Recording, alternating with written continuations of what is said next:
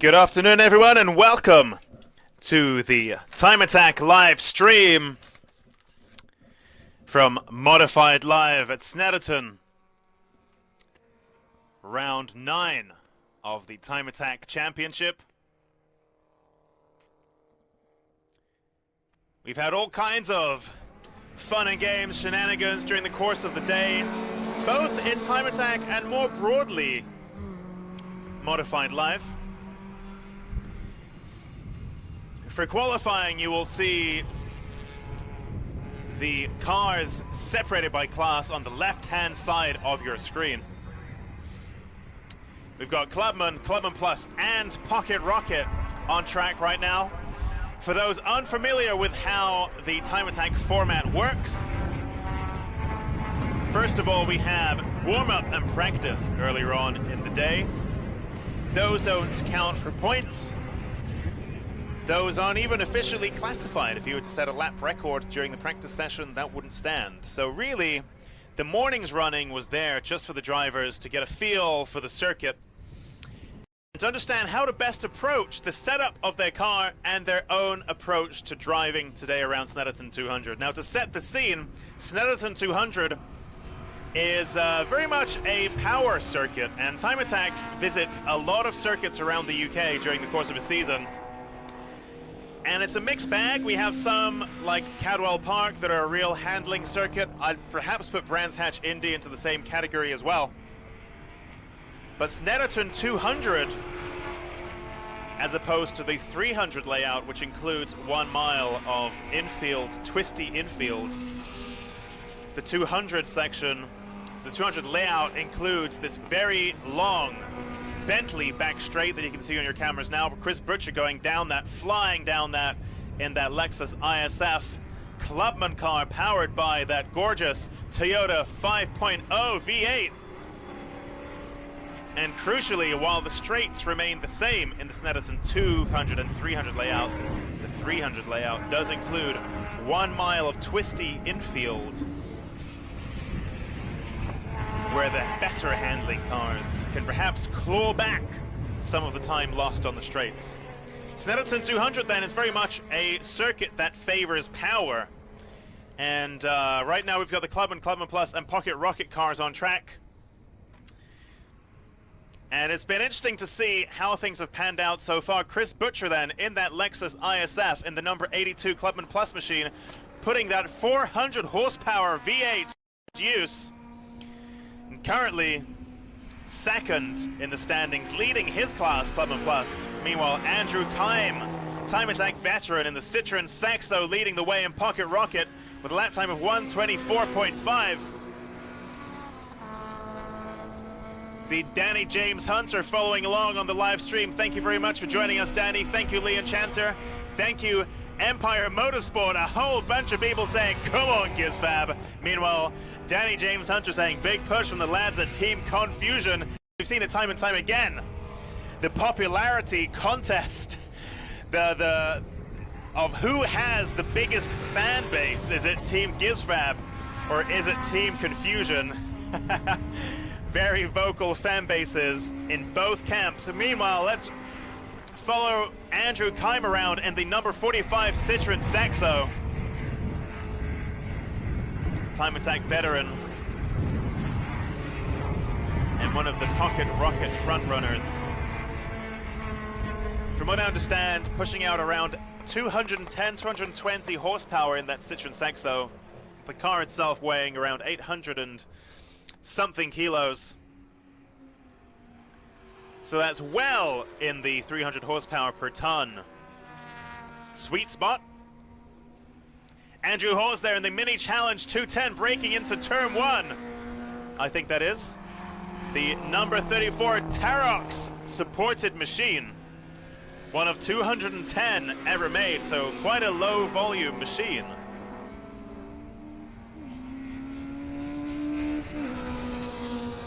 And you can just see it there making its way round.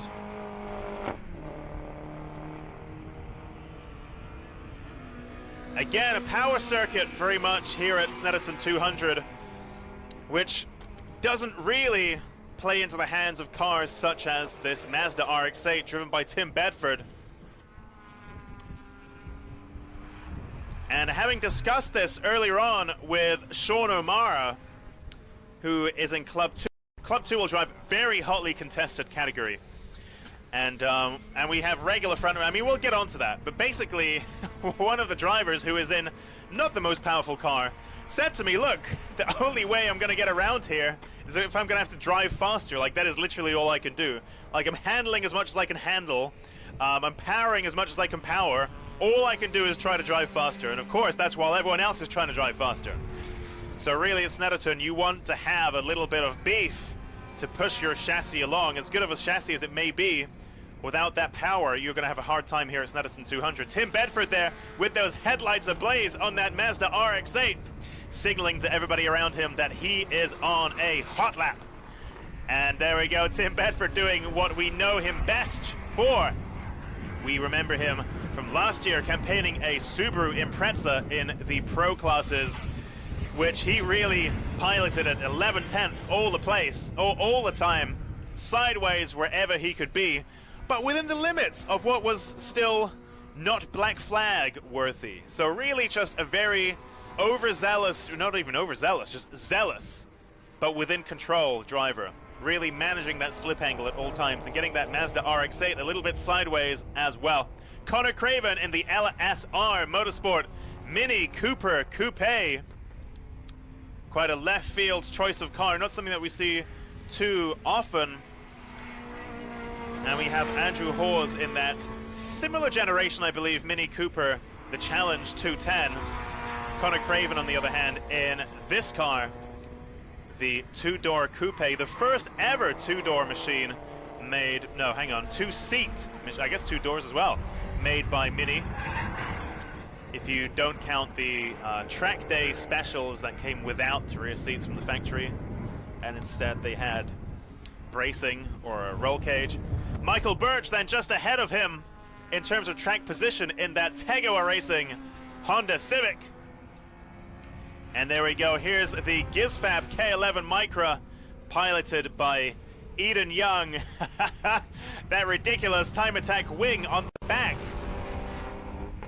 And it's a tricky one because this is not the most powerful car on the planet. It's around, I guess, 110, 120 horsepower.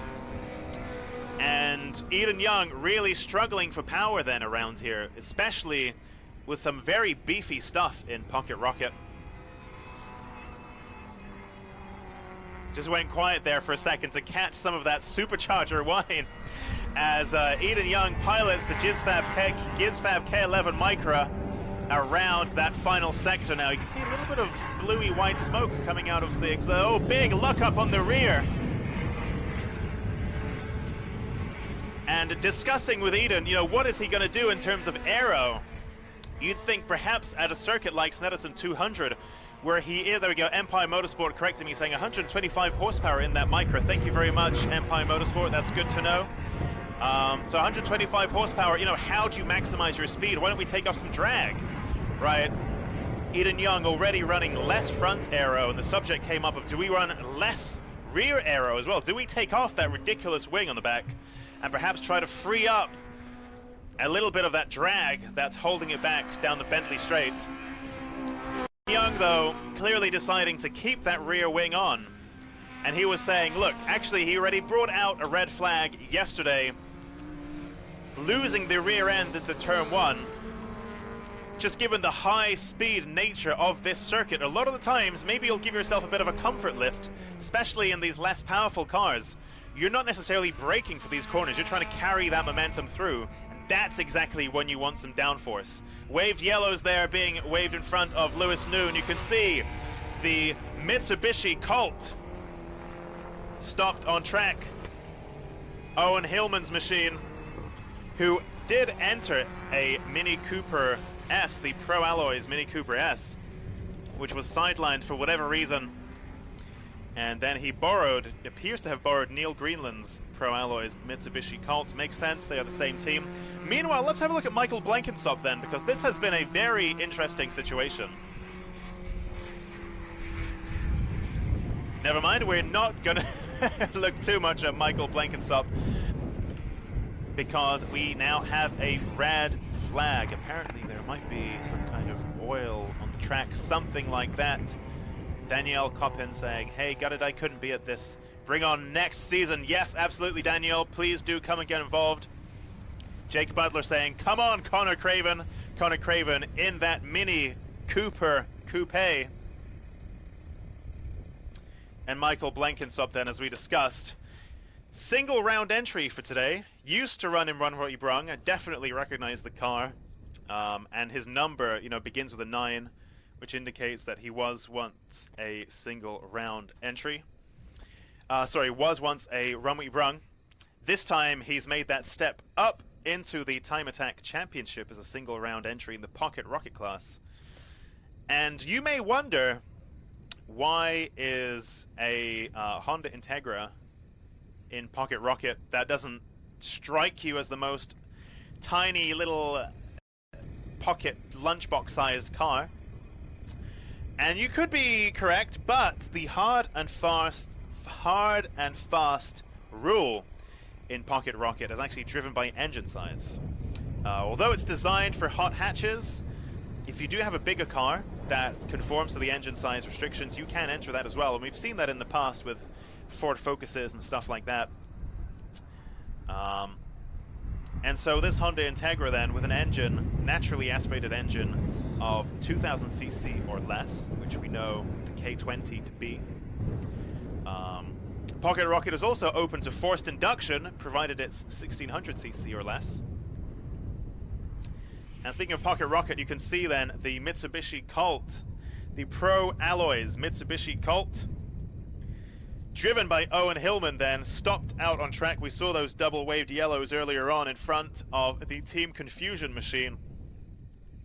And that's the second time today now, I think, we've seen this Mitsubishi Colt bring out a red flag, so that will get recovered, and hopefully we can get the session back underway. But on the subject of Michael Blenkinsop, in that Honda Integra, the dark blue one, we're lucky enough in Time Attack to have 3 Honda Integras with us today. Rare as a machine as they are, but Michael Blenkinsop's machine there. Joined by Susie Wallace. Hello. Right, so we will have 2 commentators soon, but for now it's just me while she gets herself settled in. And on the subject of Michael Blenkinsop, yeah, it's interesting. So Run What You Brung is run to quite a relaxed rulebook, and the whole point is to make it easy to join Time Attack and get a taste for things, but it doesn't classify in terms of points, podiums, anything like that. If you do want to do that, you can enter as a single round entry into Time Attack, also once known as a one-hit wonder. And if it's kind of like a one-off, and you know, on occasion there is a little bit of lenience with regards to the rules. Single round entries are treated a little bit like an invitational, so they don't need to conform to every single little comma and full stop in the rule book, because they also don't really qualify for any points or any kind of championship standing. So they're effectively excluded from the championship. So you're allowed to have a little tiny bit of lenience there. So Michael Blenkinsop not running strictly to the rule book. Well, last I checked, at least this was yesterday, it did have, it wasn't using the Control Pirelli Trofeo R tire. And, you know, there might be a few other little things. I don't really know. But I think it's very impressive nonetheless to see Michael Blenkinsop in a largely Pocket Rocket car. It may even be entirely Pocket Rocket spec. Just jump in and pretty much lead everything yesterday and today across both rounds 8 and 9 of Time Attack in Pocket Rocket. So if he were a full championship entrant, then that would leave him in a very good position. He is a single round entry, he is an invitational, and as such doesn't qualify for those points. But great effort from Michael Blenkinsop, and it's interesting to see where he goes with that. Meanwhile, I think Susie's settled in. So, Susie, how's it going? What's the news? I haven't seen you all day, actually. How's it going? Good afternoon. Yeah, not too bad. There's lots going on today. It's obviously the 2-day event. You've had a few, little bit of a rate of attrition of cars. a few people maybe not with us for the final. So yeah, hopefully I've got a few stories I can update you on. Okay, okay. So actually, there's a point. So Simon Norris came in. I saw him in the office earlier. He came in for a new wristband, and for the audience, for drivers and crews to be identified in the pit lane, because you're not meant to have the general public in the pit lane. Drivers and crews have wristbands, brightly colored wristbands, so that marshals know that the right people are in the pit lane. Anyway, he came into the office and he said he needs a new wristband because the one he's got is soaked in oil. And for me, initially I didn't really connect the dots, but he comes in looking for a new wristband because his existing one is soaked in oil. And also, I haven't seen him on track all day either. So what's going on there? Yeah, so I think he's been having a few issues over the last day. He had a big crack in the sump. Oh dear. And I think had to work on that overnight. And yeah, was fighting a few issues yesterday. So I think the plan today is he's patched it up. So I think he's hoping to get back out for a lap. But obviously the car's not completely fixed. So he's looking to hopefully just go out, I think, in qualifying and final and see if he can get a lap in. And yeah, we'll see how it goes. Obviously, the car's not 100%, so yeah, that will probably be why he needs a new wristband. I know he was working late last night to fix that, so... He was lapping very quickly yesterday, kind of... He wasn't happy at all with his laps, though. But no. he was quite close to his own record. Right, okay. So his record around here, back when we had Pro Extreme 2-wheel drive and Pro Extreme 4-wheel drive, so the overall Pro Extreme lap record is like way beyond. That's in the 1 minute 09s. The Pro Extreme 4-wheel drive record, which is held by Simon Norris, was in the 111s, and yesterday he was lapping in the 111s. So you'd think he'd be pretty happy with it, but of course he's gone and developed a whole new car, so he doesn't want to be lapping at the same pace as before. Yeah, he was not happy with how the car was running at all yesterday. So. Yeah, and not happy with handling, so let's see if he can get back out there today and get a lap in. Okay. Meanwhile, I can see Stuart Summers here in the comments, time attack veteran himself. Oh, there you go, delayed oil on track. It's all kicking off today. Stuart Summers, time attack veteran from back in the day. What did he campaign? He was also in a Citroen Saxo, right? So there we go. Watching at home, supporting Andy Kimes Saxo. Harriet Jones saying, "Andrew Hawes, come on, you got this." And then a little picture of a car. That's cute.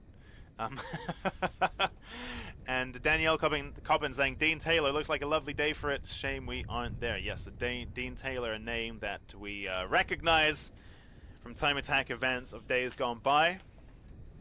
Meanwhile, you can see the Clubman Plus, and Pocket Rocket cars lined up in the pit lane, waiting for that incident with the Mitsubishi Colt, that breakdown, to get cleaned up. Meanwhile, let's have a look at what's going on here, and maybe we can talk through a little bit of the format. I can see the clock, the session clock, has been adjusted down to 4 minutes.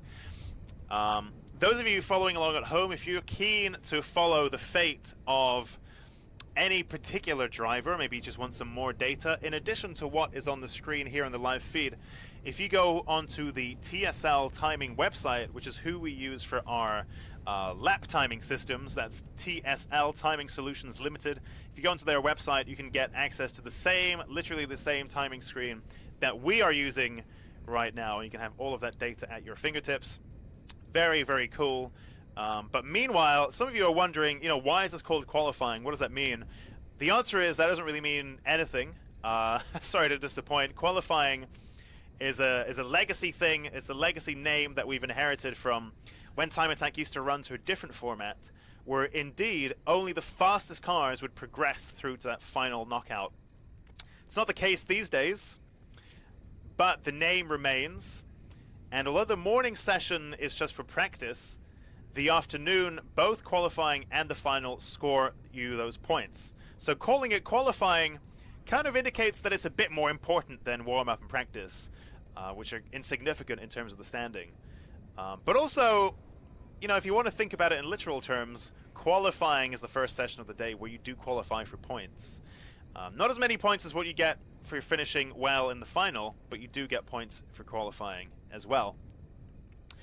And to answer some more questions that I often get asked, what's the difference between Clubman and Pocket Rocket? Sorry, Clubman and Clubman Plus.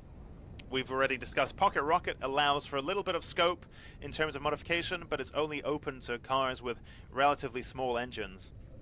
Clubman and Clubman Plus, the scope in those classes doesn't allow for very much modification. You can't modify the body, you can't really modify your interior much other than safety devices. And really it's very much for road cars with a few track day modifications.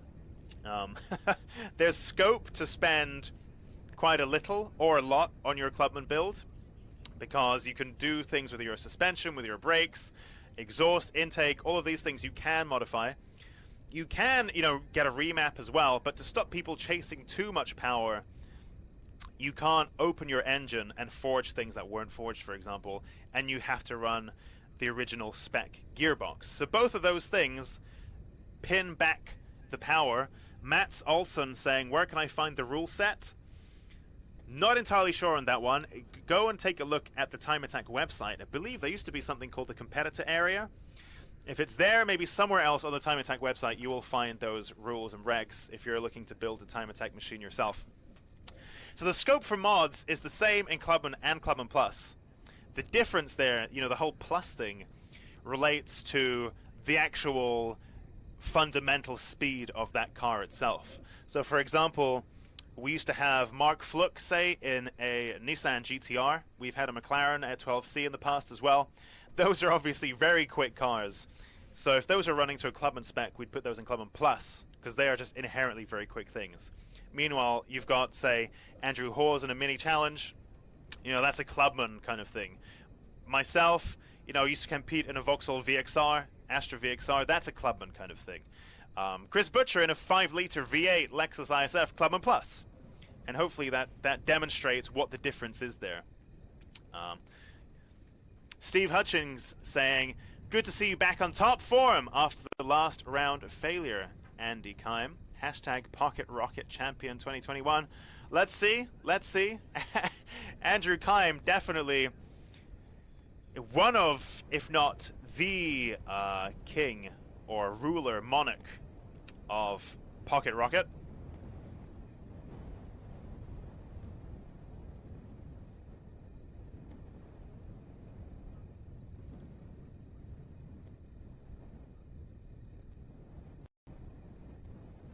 And also, to answer Matt Olson's question, if you do go on to, so Matt Olson was asking on the Facebook comments, where do you find more information about Time Attack and the rules and so on? And if you do, I've just been informed that if you do go onto the Time Attack website, there's an About section, and in that About section, you can download some PDFs that detail all of this stuff, what the different classes mean, and so on. Danny James Hunter saying, wonder if we will see a boosted Ford Fusion next year. I don't know if he knows something that we don't. For now, the Team Confusion machine today, driven by Lewis Noon, is a naturally aspirated Honda K20 swap. Perhaps he's hinting on some kind of future situation. I don't really know. I mean, that naturally aspirated K20 is quick enough, one could say, in that Ford Fusion. Very, very rapid thing. And Team Confusion seem to swap drivers from round to round. So today it is Lewis Noon piloting that rapid little Fusion around. Matt's Olson saying, did just that. Awesome. Glad we could help. Keep the questions coming, especially during the red flag. It's a little bit boring. So, and we can only come up with so much to talk about. David Caddy saying, I wish to be there with my finished RX-8. Well, I mean, if it's finished, then why is it not here? And if it's not finished, then why isn't it finished? Come on, finish it up and come and enter Time Attack. We would love to see you here. Adam Greeny Green saying, how long till they're back on track? That's a tricky one to answer. In fact, there we go. The cars are now moving. So that oil now cleared up.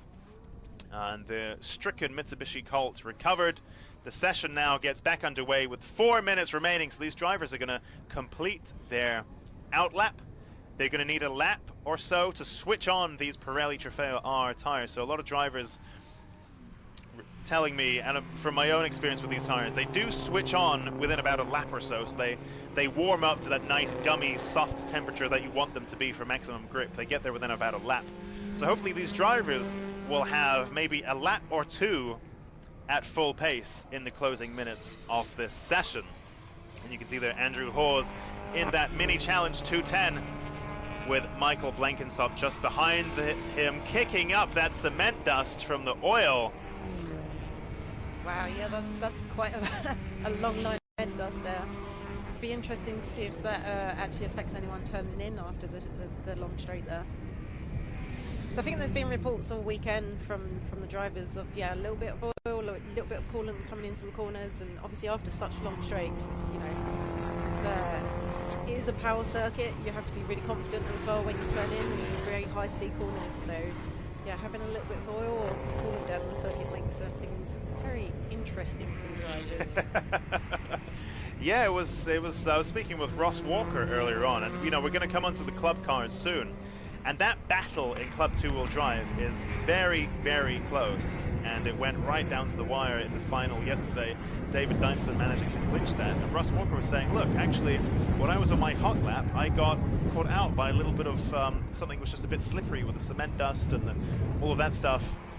You know, it is a factor, definitely, especially when the whole point, the whole, you know, philosophy towards approaching Snetterton 200 is trying to carry as much momentum as you possibly can through these fast corners. You don't want to be doing that if there's, I mean, you've got to do what you've got to do, but the cement dust and, you know, these other considerations do add to the challenge somewhat.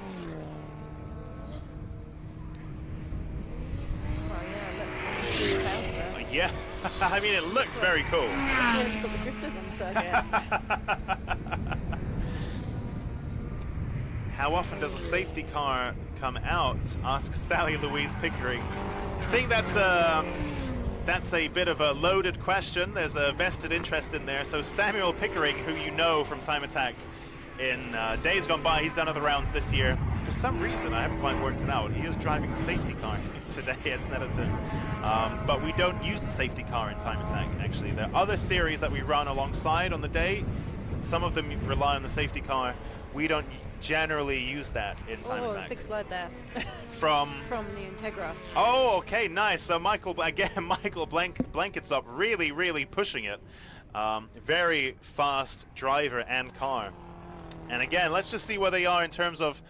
So he's currently second in Pocket Rocket as Michael Blenkinsop behind Andrew Kime. Remember, Michael Blenkinsop is a single round entry, so he doesn't feature in the championship and will get excluded in terms of championship points and so on. But he's been very, very quick all weekend, and there you go, that's him right now in that dark blue DC5 shape and tech, making his way through that cement dust and kicking of his own. It looks cool. The interesting to know if that slide is literally just from pushing a little bit, or if that is maybe, you know, a little bit getting onto the tyres and making it a little bit slippery out there. Potentially. One would hope it burns off, but yeah, who knows, who knows. Chris Butcher, who probably knows a thing or two about oversteer with that 5-litre V8 rear-wheel drive platform. There we go. That's the checkered flag then, so we lost a little bit of time under the red flag. Mike Jones asking, have the TCR cars been out yet? We haven't actually had TCR this weekend. So yeah, checkered flag out for our Clubman, Clubman Plus and Pocket Rocket machines. So they are still allowed to finish their flying lap if they were on one. And you can see both Chris Butcher and Michael Blenkinsop there with their headlights well and truly on, signaling that they are on a hot lap. So there we go. Now, only goes in with another faster lap there. Yeah, Michael Blenkinsop there with a personal best, having just set that on his 10th bite of this cherry right now. And yeah, 124.06 from Michael Blenkinsop in that number 948 Honda Integra DC5. And don't you worry, we're going to have more Honda Integras coming on any minute now once our Clubman and Pocket Rocket cars are off the track. It's a great time being set by Andrew Hawes as well in Clubman. Yep, definitely. Fastest time out on track. Yeah, and interestingly faster than the Clubman Plus. And it's one of those quirks where, you know, although fundamentally one could argue that the 5-liter V8 Lexus is probably a quicker car out of the box than a Mini, when you modify the scope of what Clubman Plus allows, from what I understand, Chris Butcher's car is largely standard and it's his daily driver, whereas Andrew Hawes' Tarox machine really does push the boundaries of what you're allowed in Clubman. So you can see really paying dividends there, scoring the fastest time of this session, as Susie pointed out, with a 122.6. Yeah, he was saying that actually it may well be one of the fastest minis in the country, so we'll see. Okay, so. Interesting. Interesting that it can be that fast and still be in Clubman. Well, I think he's talking about maybe going up next year as well to Clubman Plus. So, okay. yeah, we'll see what happens. Okay. Let's have a look then at what people. So Kevin Palmer is asking, what's Phil Reed doing now? Anyone know? Good question. Phil Reed is entered into the championship, I think, and he's on the entry lists. But for whatever reason, haven't seen him at any of our events. Dan Dancer saying, "G'day Alexi, hope you're well." And Team Norris Designs and Team Pro Alloys. Luke Capehorn saying, "What year did you compete with an Astra VXR? Similar period to Bo?" Don't think so. We competed under the Thunderwood Racing banner from 2017 to 2009, maybe 17 to 19, in an Astra H VXR in the Clubman class. Anthony Stanley saying, "Shout out to the Orange Army." Absolutely, couldn't be there, couldn't be doing this without them. So yeah, big thanks.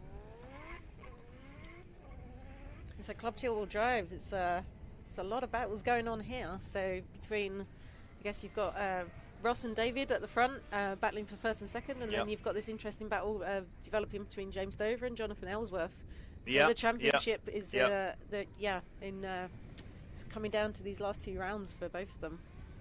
Yeah, I mean, it's been very, very close. And I think we often see that Club 2-wheel drive is the most hotly contested class that we have, because it's so popular. It attracts so many entries, and naturally, just because there's so many of them, you see all these fascinating little pockets of fights break out within Club 2-wheel drive. And you can see on the left-hand side of your screen, the cars coming off the track, moving down the pit lane and going into Parc Ferme. And now David Dyson, first in that Club Class Q. Jonathan Ellsworth behind him in that Caterham Supersport. Natalie Brooks in the faster BMW M3. David Lawrence in the Seat Cupra. And here we go then. David Dyson commences his attack. You can see the flag out there. I believe that's the one for slippery surface, I think. Yeah, that is. Good. Susie's done lots of Nürburgring days and track days and stuff like that. I mean, I should know the flags too. I've done about nearly more than 10 years of competition, and I still don't know what the flags are. It's quite bad. But yeah, there you go, slippery surface flag. David Dyson making his way round on that outlap in the Porsche 911 GT3, the 992, I think that is. 991, that's a 991, there we go, 991.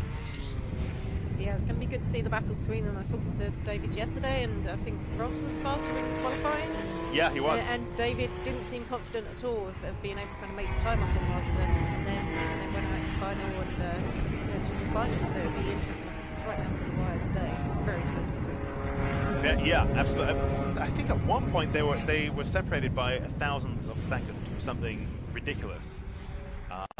And yeah, you know, they're so close that if you hit traffic at the wrong time, if you hit that little bit of cement dust, whatever it is, you know, that can decide this. The margins are so small that it can really go either way, which is a fascinating fight to see happen. And it doesn't occur too often in time attack, but we do see it in Club 2-wheel drive. Very, very hotly contested at all different points throughout. Oh, there we go. A little bit of power oversteer there from David Dyson. Very powerful machine, that 911 GT3. And again, you know, both David Dyson and Ross Walker, quick drivers as they are, very, very rapid. You know, they have that super taut track special chassis that's basically designed for track work. But not only that, but they have the big power to help push it along as well, which is what you need at Snetterton 200. So as far as Club 2-wheel drive goes, both Ross Walker and David Dyson bringing perhaps the perfect package for this particular track. And of course, if we did run the 300 layout, as we have done in the past, if we didn't have the drifters right now using the 100 infield, if we ran the full circuit with that twisty infield, then we could see perhaps a different result. Because actually, you know, we've got Jonathan Ellsworth, we've got James Dover, who Susie mentioned, very quick drivers with very quick machines, and they've got great power to weight as well. But at a track like Snetterton 200, you don't need power to weight, you just need power to punch you down those straights. David Dyson goes fastest of anyone, and fastest in class with a 122.0.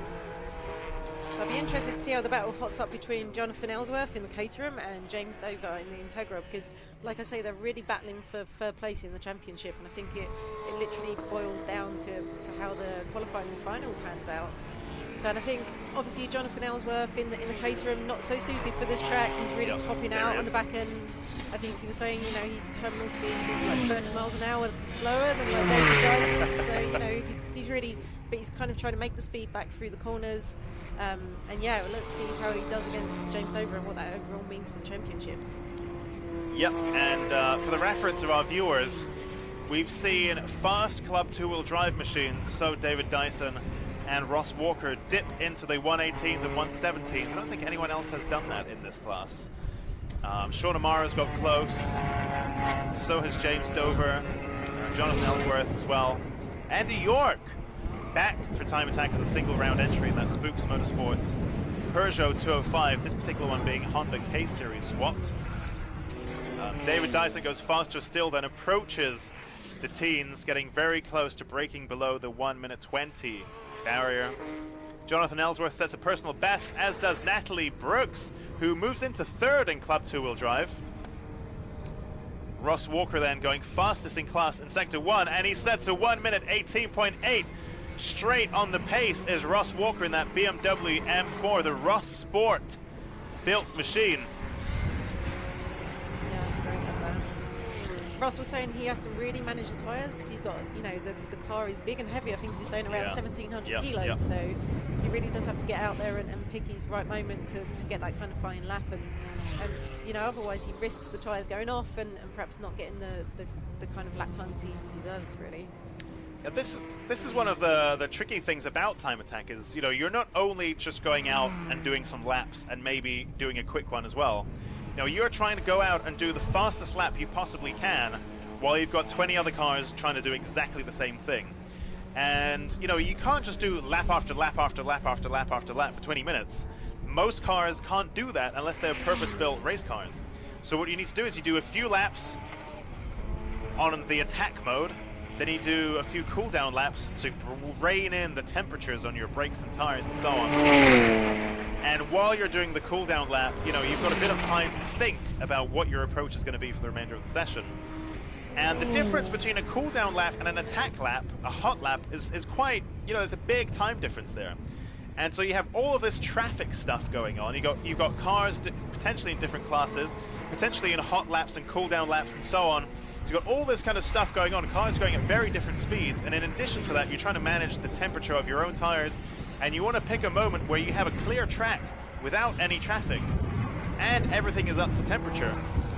And that's really challenging, and I think as you move into the heavier cars, like Susie said, Ross's BMW M4 is about 1,700 kilos, and he struggles a little bit more than most to find the best window for those tires. So he's not only got to find some clear running space, he's also got to do that when his tires are switched on correctly.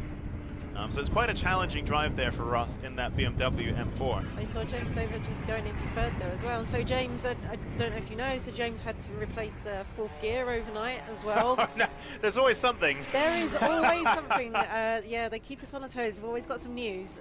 But yeah, so stripped fourth gear, so the team have replaced that overnight. And so yeah, he's back out on track again today. And do you know what happened to Sean Amara? We saw him getting recovered earlier today. Yeah, unfortunately, a pretty terminal engine failure from Sean's end. Yeah, which is a shame because he was going so well yesterday and yeah, so well this morning. So yeah, a real shame. Yeah, yeah. What he told me was, you know, he's got a Honda Integra. This is DC2, pretty old now, older than I'd want to think, because I remember these being new. And you know, it's kind of compared to the BMW M4s and the 911 GT3s and so on. It is kind of ancient. You know, it's very good in a mechanical, like purely engineering sense. One of the best handling front-wheel drives of all time. But there's only so much it can do at a track like this. And in terms of power, in terms of transmission, it can't keep up with these fast German track specials. And what he was saying was, look, I just got to drive faster. That's all I could do. Problem is everyone else is trying to drive faster as well, so that's not much help. Yeah, perhaps maybe he went Super Saiyan and pushed it a little bit too hard. Who knows? But these things do let go eventually. Yeah, well, unfortunately, he had some issues at the end of the day yesterday, and then they worked through the night. I believe they were up till 2 a.m. kind of fixing issues, and yeah, he was really happy to get back out there today. But yeah, unfortunately, it's not to be. Both Ross Walker and David Dyson now having cracked into the 118s. And you can hear all manner of spoolie noises coming from that Evo 10. And, you know, Mitsubishi Evos, as you will know more than most, Susie, they are the bread and butter of the time attack world across the globe. But not so much the Evo 10, so it's always good to see that. It's no, you don't see so many 10s, I guess, with the 4B11 engine. Yeah, it's perhaps not quite as tunable as the 4G63 that's in the earlier Evos. But yeah, it's having driven one, you know, there's a little bit more modern. You can get away with a little bit more than you can in the previous Evos. So yeah, it's good to see one out on track. So you've driven a 10. I've never driven an Evo ever. Okay.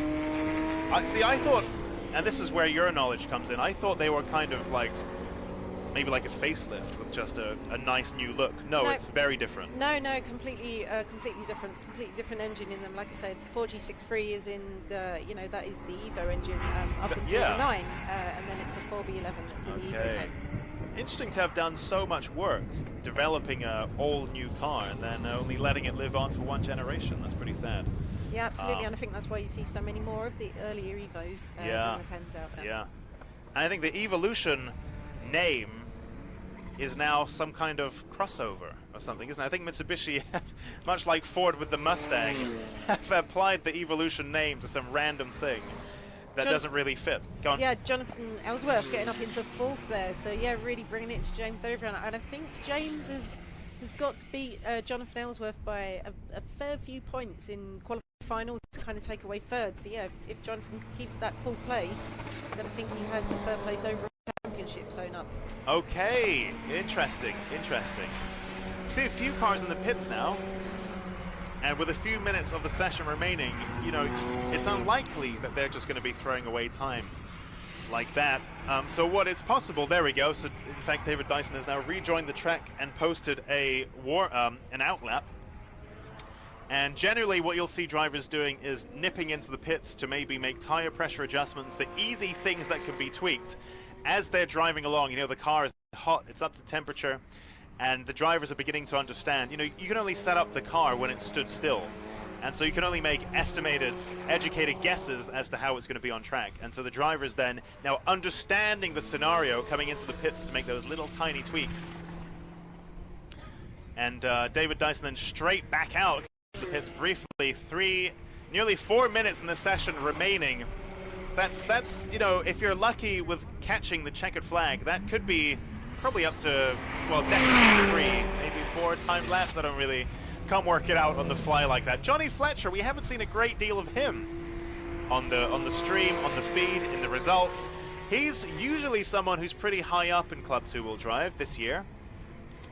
In this Vauxhall Astra GSI Mark IV machine, Astra G, the Durenza branded car. And Johnny Fletcher then currently sitting 7th in class with the 121.5. And you can see, look, we've got 120.3, 121, 121, 121, 121. So very, very close is Club 2-wheel drive, as per usual. And in terms of the fight in Club 4-wheel drive, then we've got Dan Holman back for this year as a single round entry.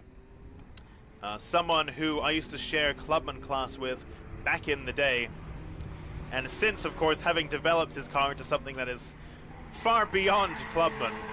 As you can see, it's quite racy indeed, and leading its class, in fact. And he's done a lot of work to that car over the past 18 months.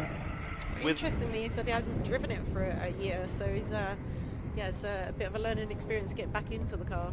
Yeah. Yesterday he seemed a little bit anxious about that. He said because he doesn't even have a daily that's remotely close to this. He drives his van. That's it. So he's just driven a van for a year, arrived at Time Attack, and jumped in the Evo. Oh, he's just improved his time there. There we go. So he's definitely making a good job of it. Interestingly, he was saying to me yesterday how, in terms of power to weight, you know, on paper, it's very similar to Ross Walker and David Dyson's machines. The differentiating factor there is the gearbox. You know, so he'll be on the tail, and as long as they're in the same gear, he's like neck and neck with them when he's following them.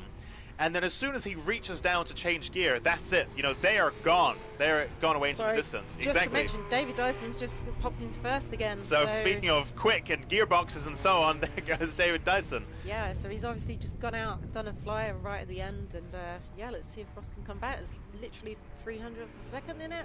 Oh, look at that. He's giving it a go. It's really close between these two. I mean, yesterday, Ross Walker was leading all of qualifying, and then at the no, it was the other way around, wasn't it? It was David Dyson leading all of qualifying, parked it up in the pit lane, and then Ross Walker came back in the final seconds of that session to just steal that first place away from him.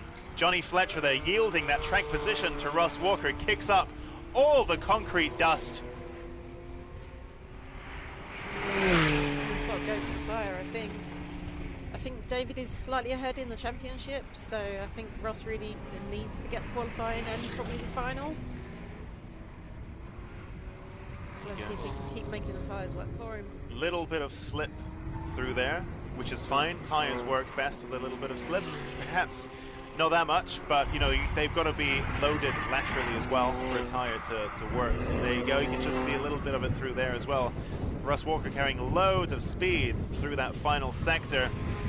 Faster than anyone in Sector 1. Can he string it together in Sector 2? Let's see. Natalie Brooks, meanwhile, in the faster BMW M3. 700 horsepower or so on a good day. Oh, and Ross is taking it. Oh, Ross Walker into last. Does David Dyson have a David Dyson might have another crack at this, though. Yeah, he's currently on a flyer. On track. But that's exactly what Ross needs to do. So, yeah, that's amazing lap by Ross there. You could really see how much that car was moving. He was absolutely on the attack through that final sector. Great stuff. There we go. Natalie Brooks then moving up into fourth. Oh, that's a great lap from Natalie. That might be... That's a good result for her. That's amazing. It's really, yeah, it's really so good to see her up there. I know they've had a bunch of issues with the cars throughout the year, so yeah, it's great to see her up in fourth. James Dover in the pits, so it looks like...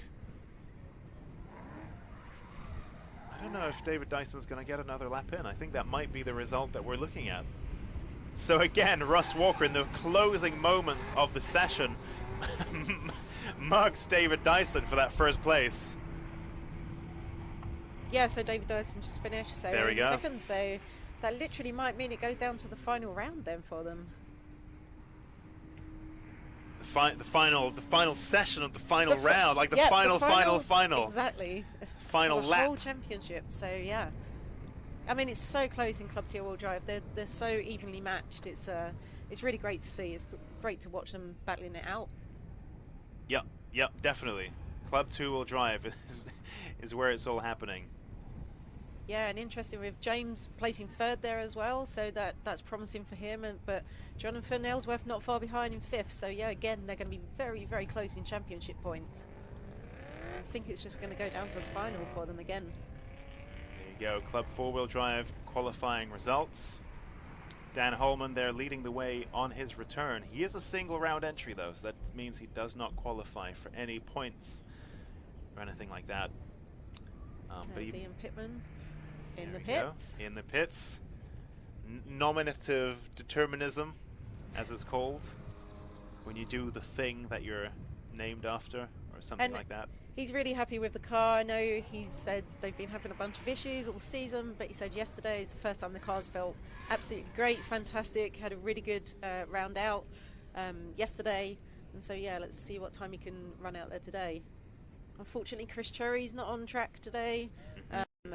Unfortunately, his turbo went at the end of yesterday, so because they were having a little bit of a... I think Chris Cherry's a little bit ahead on championship points, but yeah, it would have been great to see them kind of battling it out on track. There you go, Paul Wright in that Subaru Impreza P1. Timing screens are cleared in preparation for the Pro qualifying. Club Pro 2-wheel drive, Club Pro 4-wheel drive, BC Racing Pro 4-wheel drive, and Pro Extreme.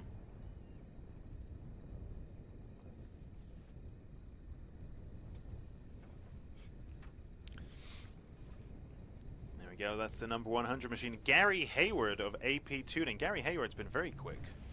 Yeah, this is Gary's local track. It's literally based pretty much down the road. So yeah, it's his local circuit, and obviously I think yesterday he set fastest time of the day. We saw Stuart Sims get recovered earlier on.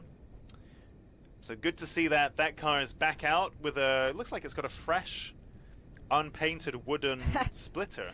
That is actually, yeah, the splitter actually snapped. I was speaking to them earlier. They went to Wix. They have actually, I think it may be some thick MDF. They have literally traced around that and put that on the car today. So, I mean, if it works and it gets you out, then, you know, anything to get back out there.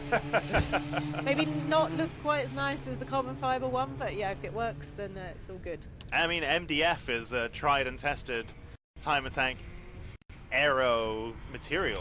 It's definitely a thing. But people often like to wrap it or paint it. You don't often see bare MDF. Yeah, it's a real shame actually in the Club Pro 2-wheel drive that unfortunately Darren Spooner I don't think is going to be out. No, I haven't seen him at all today. And they had such a good race going with Ben Robinson. So I think yesterday Darren Spooner set a new lap record, and then in qualifying, and then Ben Robinson went 1,000th of a second faster in That's in final. The 1,000, okay. So it was so closely matched between them. I was really looking forward to a battle between them, but unfortunately Darren's had to retire from the day after this morning's round. So yeah, unfortunately won't be back on track. So it's a real shame because yeah, it would have been great to see them battling it out in their class as well. Some great battles going on.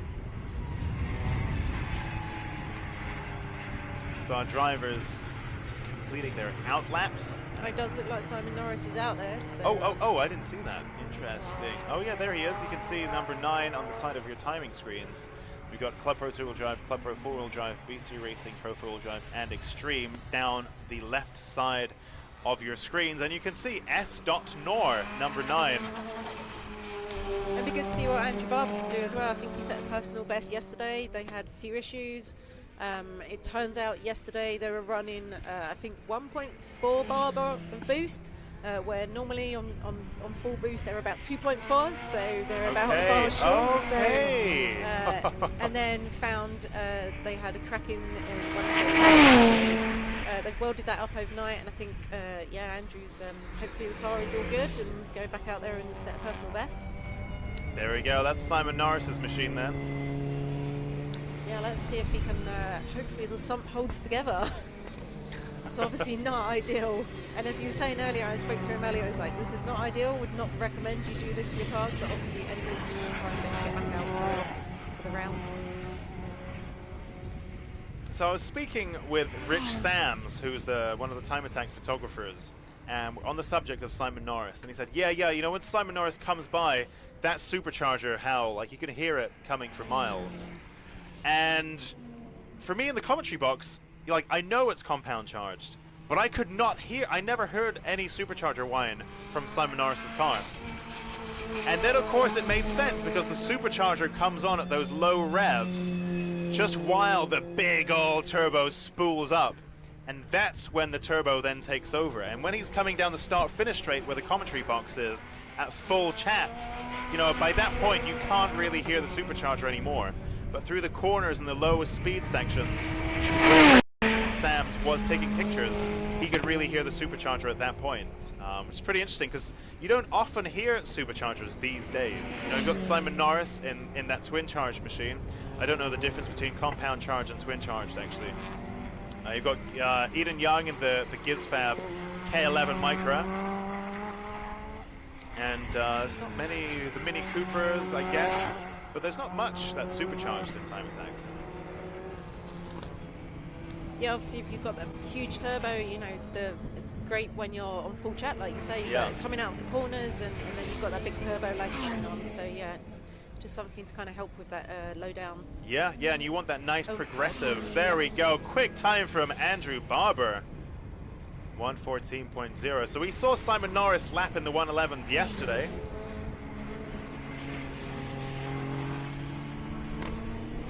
Given the issues that he's had, I do wonder whether he'll actually go on the attack, or maybe he's just out to I believe he's got brand new tyres on as well, so he'll need to kind of scrub the tyres in. So it may just be a case that he's out there scrubbing the tyres in and may just go for one flyer lap. We'll see. Or it may be that the car is still having issues. Couldn't quite work out if that's one headlight switched on Ben Robinson's car. Doesn't matter, because Ben Robinson's goes fastest in class with a 1:17.8, which actually probably puts him as that's second fastest overall, isn't it? Yeah. So Ben Robinson then, for now, in the early stages of qualifying, punching well above his weight in that rear-wheel drive Noble M12. Mark Diath in the Subaru Impreza. Very late entry, so he's not on my entry list, and I had to kind of put some pieces together in my head. But Mark Diath putting in 1:23.8 in that Club Pro four-wheel drive Subaru big Impreza. slide there from Gary. Oh no! Oh! Okay. I was gonna say good save. You know what I mean? Like he still spun, but good. He did well to stop that when he did. Because these cars carry so much speed, and if you end up on the grass, if you spin onto the grass, then like I've done, then you're a passenger at that point.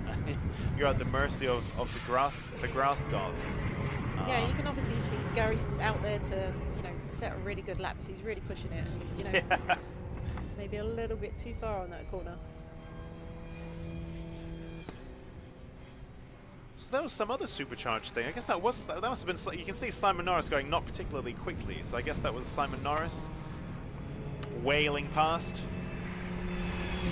I see Stu Sims is just taking first in Club Pro four-wheel drive. So yeah, the MGF splitter. It's the Wix-made splitters. All you need. Just goes to show, though, whatever you do, you need to do whatever you do to get back out on track. I mean, you see it. It works. It's at all levels of Time Attack, isn't it? Where you hear stories of like people just making do with what they've got, and definitely, as you go down the classes, you see a lot of that, and people just, that's the beauty of it, is you have some really high-level builds, but then you have some builds that are, safe, but a little bit, just put together. And it's so interesting to see that make-do approach, even here.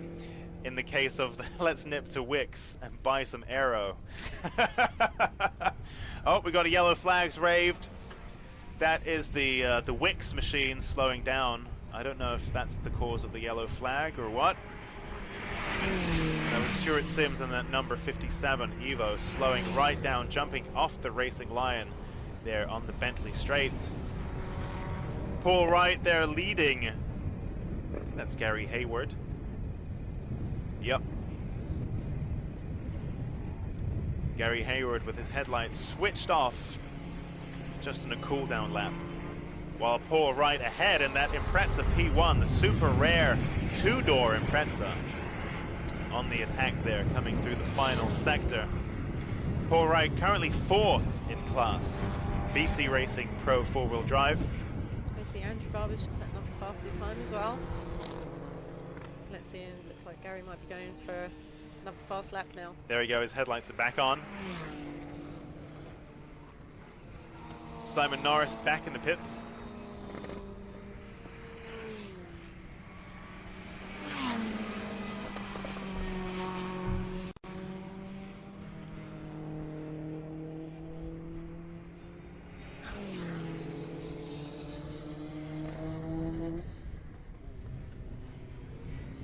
Eden Young in the comments, who's entered today, drives the Gizfab K11 Micro, asking, is there an award for the person who was consistently last? who is him. Unfortunately not, I don't think. See, Gary probably a little bit tentative around the corner after the last time.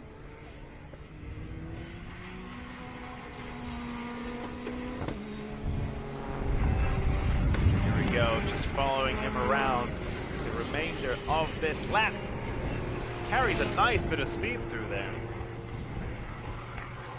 Very conservative line, stays pretty clear there. Oh, so much speed that he gets a little bit of power oversteer coming out of the exit, the final corner. Ben Robertson, indeed, with only one headlight switched on. Here he goes then, down the back of the Bentley straight and into the final sector he goes. Sets a personal best in Sector 1. The color coding is a little bit different here on this feed, so orange means personal best and purple means class best. So Ben Robertson with a PB through Sector 1. Let's see what he manages in Sector 2. Yeah, interesting. It doesn't look like Roman Brendan's set a time that we can see on the screen there, so oh yeah, going on with the Audi? Oh, there we go, there we go. So he's just done an outlap.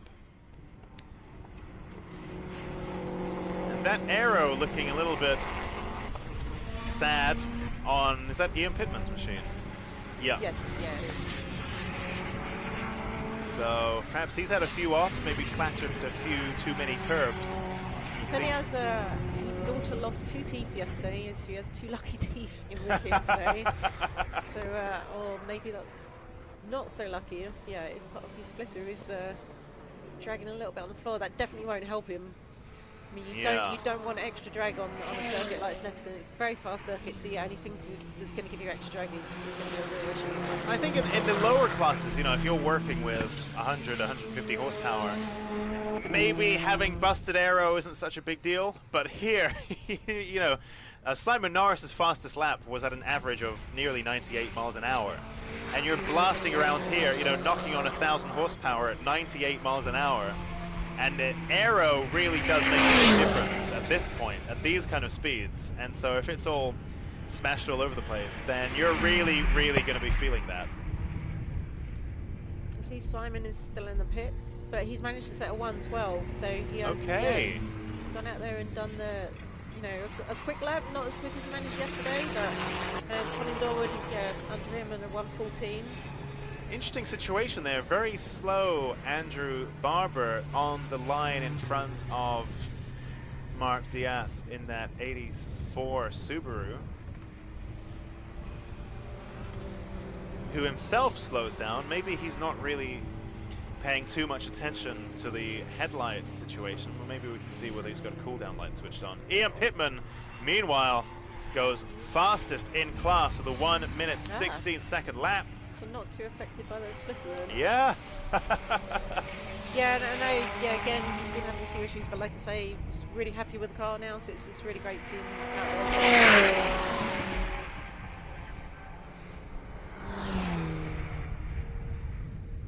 Roman Grandel, interestingly, with his headlights on and his cool-down lights on.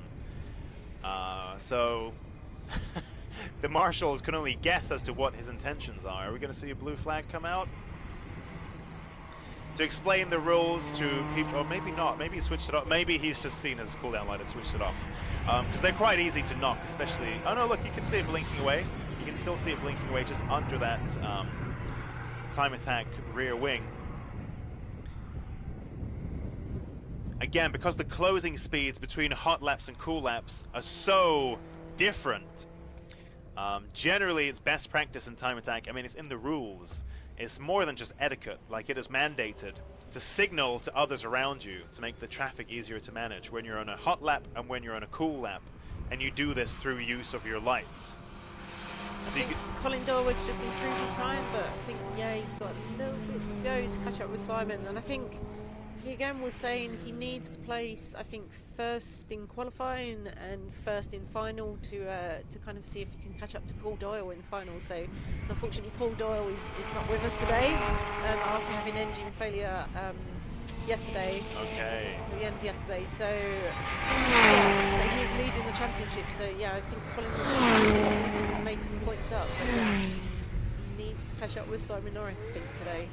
Yeah, I mean, the tricky thing here in terms of championship points is we do allow, I think it's 2 drop rounds, 1 or 2 drop rounds, yeah, which make it so tricky to work out the points.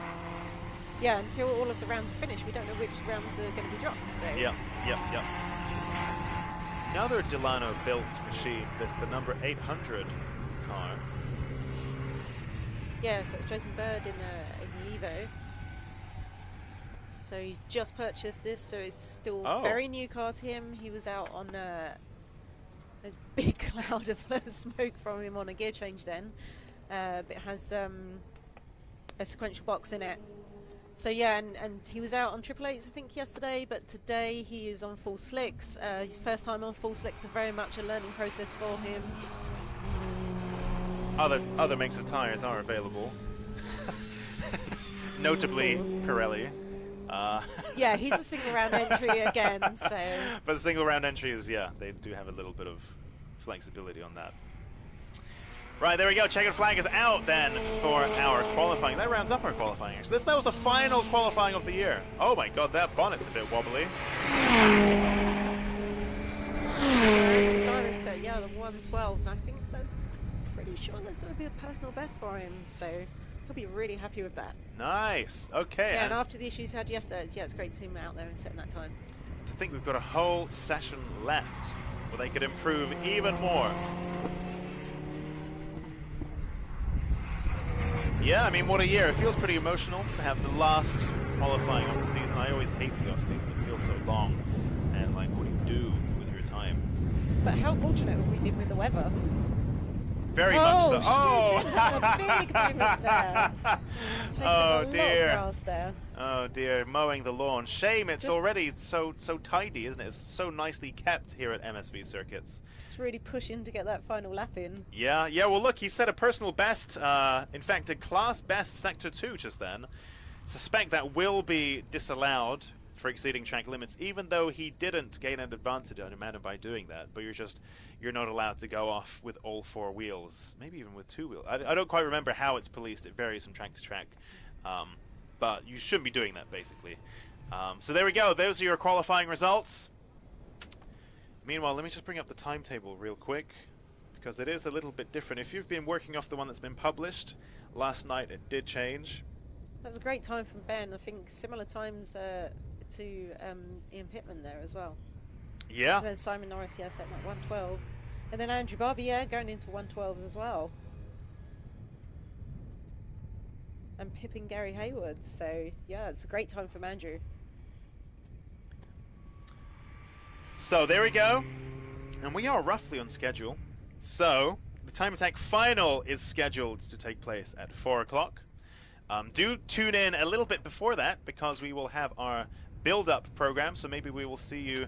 Be on standby, be ready for 3:45, and we will see you then. Thank you.